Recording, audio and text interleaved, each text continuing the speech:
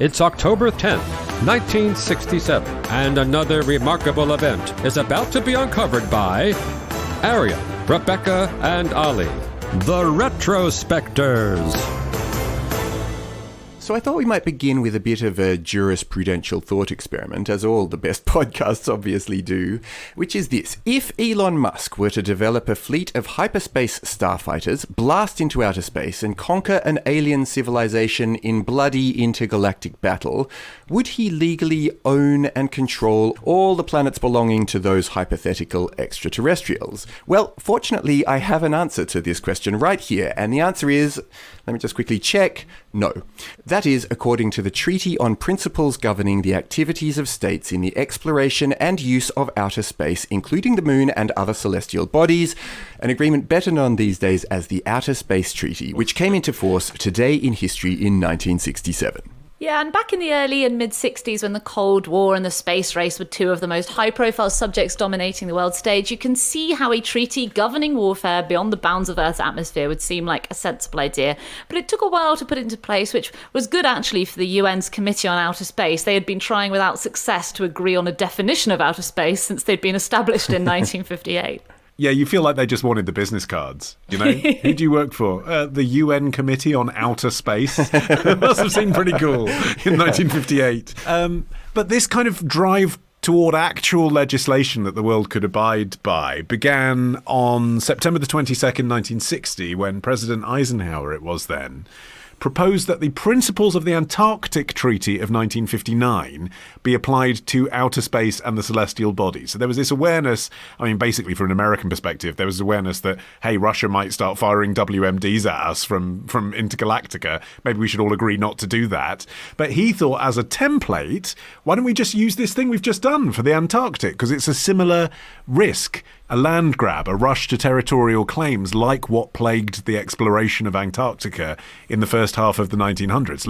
Let's stop that. Let's stop any country claiming a planet or asteroid as its own. And that's why it's quite interesting. There are similarities between the Outer Space Treaty and the Antarctic Treaty of 1959. Yeah, there was another impetus driving it as well, which was that in 1957, when the USSR launched Sputnik into orbit around the Earth, it really came to challenge this previously held property law principle that dated all the way back to the 13th century, known as the ad coelum doctrine, the full Latin title of which roughly translates to whoever's is the soil, it is theirs all the way to the heaven and all the way to hell. The idea was that if you owned land, you know, a country or a person, you owned it all the way up to the sky and all the way down to hell, you know. And so suddenly when there was this satellite orbiting around the Earth, orbiting in places that would technically be owned by other countries because it sat above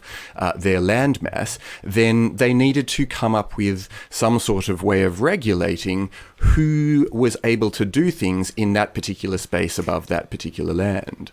Yeah, but Sputnik 1 and 2 were launched using an intercontinental ballistic missile. It didn't have a warhead, so it was not actually being used as a bomb. So the Sputnik satellites would not actually have been banned under the Outer Space Treaty, but it raised the general spectre of, you know, missiles in space. So ultimately the treaty would ban weapons of mass destruction, including nuclear ones from space. That's Article 4. And basically but not other weapons. But guns not are weapons. Fine. Your cosmonauts can take up whatever knives they like. It doesn't ban any conventional weapons, non-nuclear bombs, rockets, missiles, etc. It doesn't ban unmanned satellites being used for military purposes.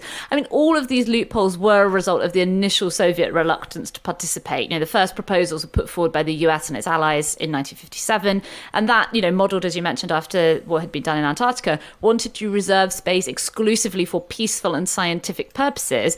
But the Soviets rejected this as it would have prohibited intercontinental ballistic missile testing, which is what they wanted to do, and military missiles like Sputnik.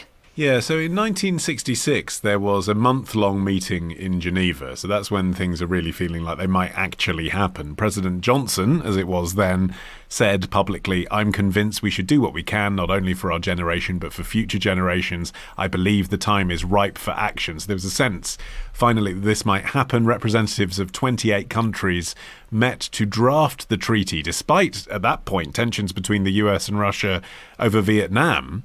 And one of the sticking points then was disagreement about commercial involvement in space. Interesting, considering where we're up to now, as you alluded to in your introduction, Arion.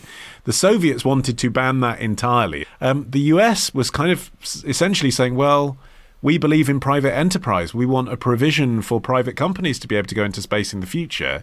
So the compromise that they reached was a sensible one for the world, which is essentially that commercial companies are the ultimate responsibility of the state. So yeah, individuals can develop rockets. It's really going to be America's problem if an American company goes and blasts everyone to hell. Yeah, and the USSR was also concerned about another thing that eventually, because they pushed so hard for this, it went into the treaty as Article 5, which was the guarantee of the safe return of astronauts and cosmonauts from the other nation's territory. And I suppose they were particularly worried that, once they started sending people into space, as they came down again, they could be held hostage, and then, you could get a sort of geopolitical advantage of some kind by keeping those highly trained people as your prisoners. And so all of this meant that there was a great deal of negotiation that went on to, even to arrive at this thing that is really surprisingly short and to the point. The Outer Space Treaty is really quite succinct. It has just 17 articles, some of which are as short as a single sentence. Article 2 reads, for example, outer space, including the moon and other celestial bodies, is not subject to national appropriation by claim of sovereignty, by means of use or occupation, or by any other means. So, that's the entire clause, and this is one of 17. So, this was a really short document, but it required this immense amount of juggling between the nations and their various interests, particularly the US and the USSR, to get it over the line.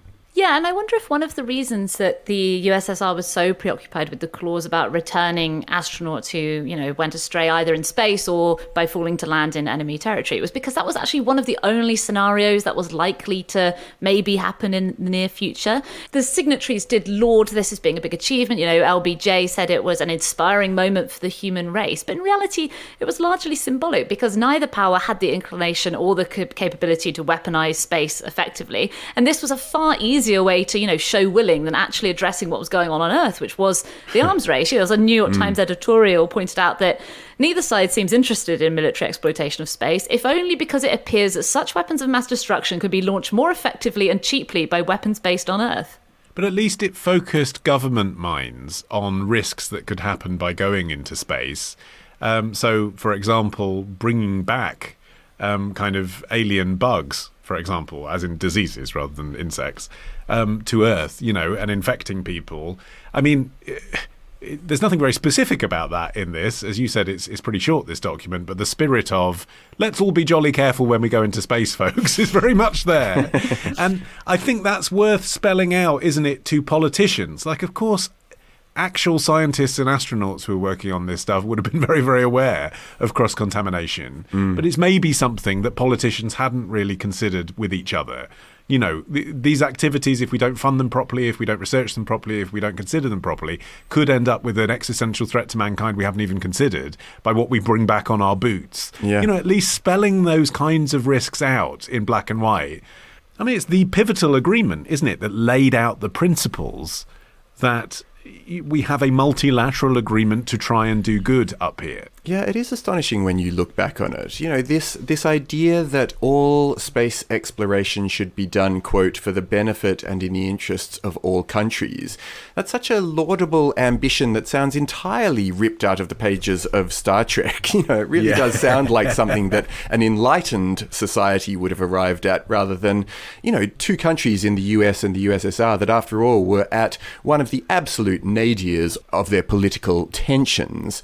But even that provision, the idea that once we get up there and once we start looking around in space, everything belongs to all of us, is now coming to be tested in a way that it wasn't being tested in the immediate years after this thing was signed, when, after all, you couldn't get very far in space. But now there are these private companies such as Moon Express, which has the ambition of going to the moon in the very near future and then starting to mine the lunar surface for water and other resources that it finds up there. Yeah, I mean, as you mentioned, the treaty puts those sorts of private enterprises in a bit of a legal grey area. They're not explicitly forbidden from doing so, but the treaty makes assigning countries responsible for their national activities. The US attempted to do a little bit of cake having and cake eating with the Space Act of 2015, which says that US citizens can engage in commercial exploitation of space, but the US itself makes no claim to sovereignty. And that raises, again, the other prospect of colonization by proxy. You know, if countries start saying that they don't want to be responsible for what their countrymen and women are doing up in space, who is going to enforce the rules that were put into place by the treaty and also the rules that weren't put into place? Yeah. I mean, even at the time when all of this was being debated and signed and then put into force as it was on this day, you know, you can see why it wasn't necessarily like in the news as much as it could have been, because it's not the sexy side of space adventure. And even on the day that the treaty was signed, the news got bumped from most headlines because a fire erupted during an Apollo spacecraft test, which killed all 3 Apollo 1 astronauts. And obviously, that's kind of the bit that grabs the attention. That's the thing that people care about. Well, at least it was space news that dislodged it from the headlines. This That's is what true. You're going to say, you know, Twiggy wore a miniskirt. Yeah.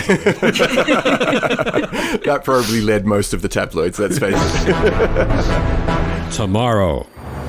These women would turn up in San Francisco on a ship having seen only a picture of their groom. Ditch the ads and get a Sunday episode when you join Club Retrospectors. Patreon.com/Retrospectors.